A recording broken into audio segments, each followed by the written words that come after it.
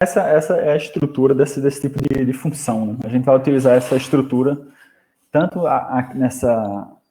a gente vai utilizar, na verdade, essa estrutura na parte de funções, na parte de ajuste de curva, na parte de EDO, sempre utiliza essa estrutura.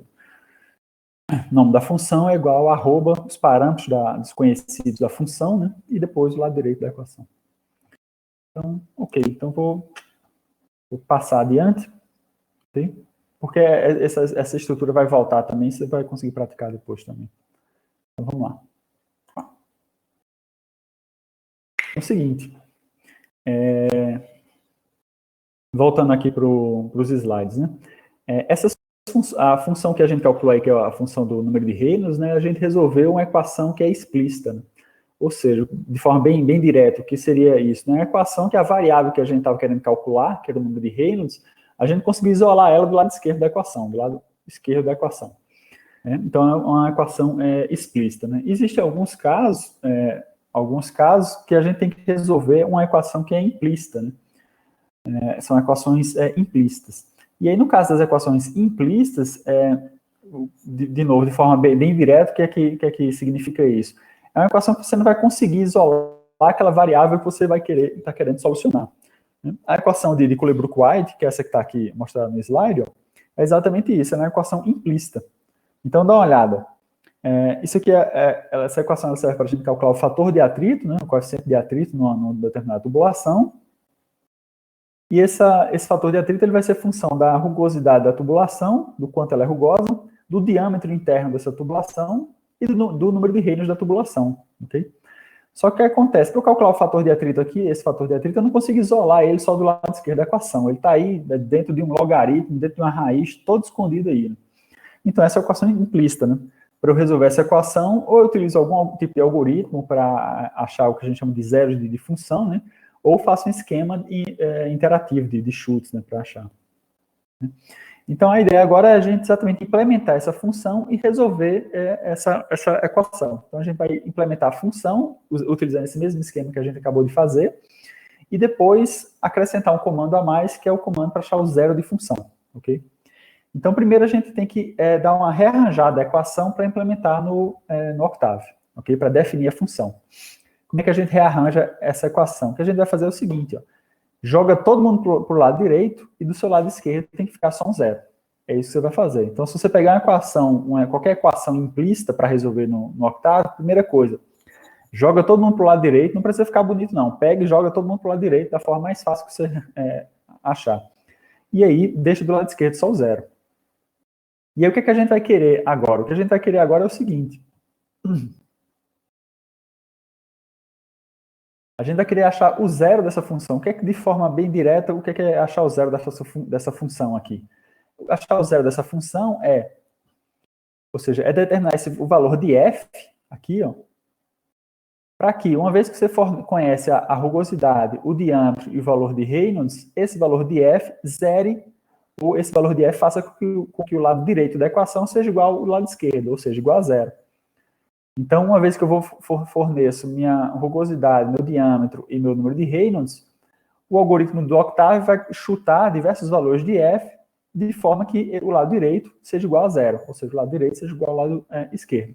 Esse valor de f é exatamente o que a gente chama de, vai ser o zero para essa função, né? É o valor de f que a gente está querendo calcular, ok? Eu não vou entrar aqui falar sobre o algoritmo que o Octave utiliza, coisas desse tipo. Isso aqui normalmente você vê em cálculo numérico, se eu não me engano. Ok? Aqui a gente vai aplicar de forma direta. Então, achar o zero da função é isso. Primeiro passo, pega a sua equação implícita, joga todo mundo para o lado direito e deixa só o zero aqui do lado esquerdo. Beleza? Então, para determinar o zero da função, primeiro, a gente tem que criar uma função a partir da equação implícita da gente. Da mesma forma que a gente criou uma função anteriormente, por exemplo, para o número de Reynolds, beleza?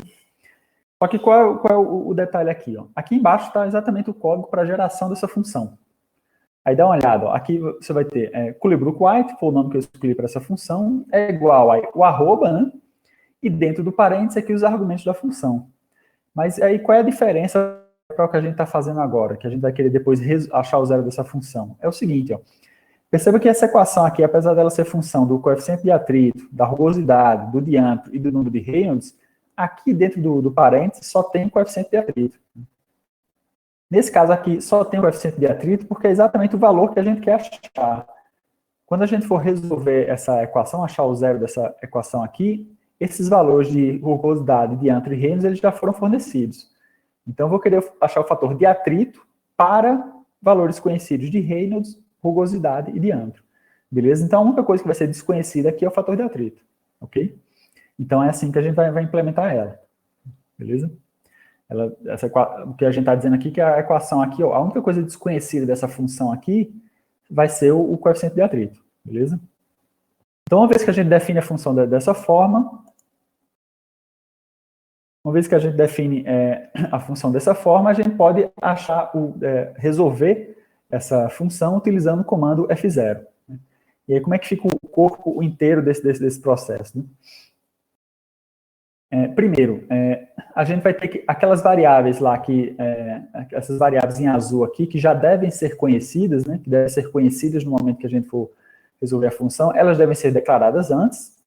Então, você vai declarar aquelas variáveis que já são conhecidas, né, vai definir a sua função e depois resolver a função, ok? Nessa ordem, sempre lembrando daquela ordem de cima para baixo, né, de uma programação estruturada. Ou seja, leitura aqui é de cima para baixo. Então, quando você definir aqui, por exemplo, rugosidade, o diâmetro hidráulico e o número de Reynolds aqui, se essas três variáveis não estão aqui dentro, então para o octavo quer dizer que você já deve conhecer isso. Então, ela já tem que estar definida aqui, ok? Feito isso, então, a gente vai utilizar, para achar o zero da função, o comando F0. F0. Então, o coeficiente de atrito, né, ou seja, eu vou chamar F aqui, estou chamando esse F que vai ser calculado de coeficiente de atrito, ele vai ser igual a F0, seria uma função para achar zero de função. Né? Você vai entrar com o nome da função, que você acabou de definir, que você quer resolver, e um chute inicial. Que chute inicial é esse? Esse chute vai ser o Octave vai utilizar para chutar aqui, nesse valor de F d'Arcy, e calcular, e tentar ir achando o zero da função. Na verdade, o melhor aqui seria um intervalo de valores de f, e esse intervalo, o valor correto de f deveria estar dentro desse intervalo. Só que do ponto de vista prático, você está calculando o fator de atrito, você não sabe que intervalo é esse, né? Onde é que está esse fator de atrito. Então, você pode dar um chute inicial, ok?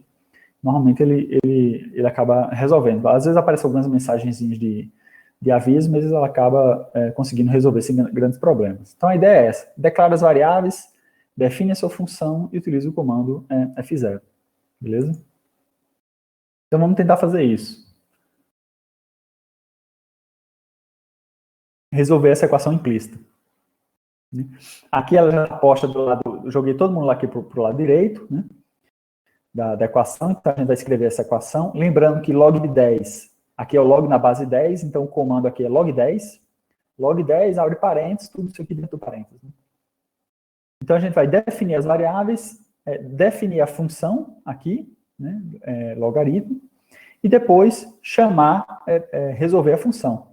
Aqui eu vou chamar de f turbulento, vai ser o fator de atrito que eu vou calcular. F0 vai ser igual ao nome da função, que tem que ser esse mesmo aqui, ó, que você definiu, e um chute inicial. Para fator de atrito, pode pôr 0,01, 0,02, ok? O ponto todo vai ser aqui, né? Aqui a gente vai ter que, quando estiver definindo a função, arroba o argumento da função, nesse caso aqui, basicamente só o f, e depois escrever toda a equação aqui, ok? Então, vamos lá. E aí, daqui a pouco eu ponho tentem fazer esse script aqui, né? E daqui a pouco eu ponho lá nas notas compartilhadas. Beleza? Isso, o resultado é 0,017792. E aí, se você for lá naquele gráfico de Moody e pegar lá no eixo horizontal, inferior, número de Reynolds, e pegar a curva correspondente lá à rugosidade relativa, né, que é o epsilon sobre D, você vai achar exatamente esse valor aí. Exatamente não, porque é um gráfico, né, mas vai achar algo próximo disso. Eu esqueci de comentar uma coisa quando estava falando das funções lá, funções anônimas, e eu vou comentar rapidinho aqui, que é o seguinte. Eu posso comentar talvez no final, mas é o seguinte, quando você está escrevendo a equação lá para a sua função, por exemplo, a equação da área, a equação do número de Reynolds, vale todas aquelas regrinhas que a gente viu na aula anterior. Né? Então, por exemplo, você quer calcular a área para diversos valores de diâmetro, né? Você coloca lá, em vez de você definir D é igual a 10, você define D é igual a 10, 20, 30, 40, 50, 60, e aí quando você chamar a função área, você vai querer calcular essa área para todos aqueles valores de diâmetro, lá dentro da sua função, você tem que definir as contas lá de multiplicação, divisão, expoentes, utilizando aquele ponto antes da operação, né? que vai fazer com que você opere aquele vetor do diâmetro, né, elemento por elemento. Okay? Então, sempre que você quiser calcular, por exemplo, nesse caso aqui, mais para frente, quiser calcular o fator de atrito para vários valores de diâmetro aqui, por exemplo, nessa divisão aqui, você vai ter que utilizar aquele ponto, né, aquela função elemento por elemento.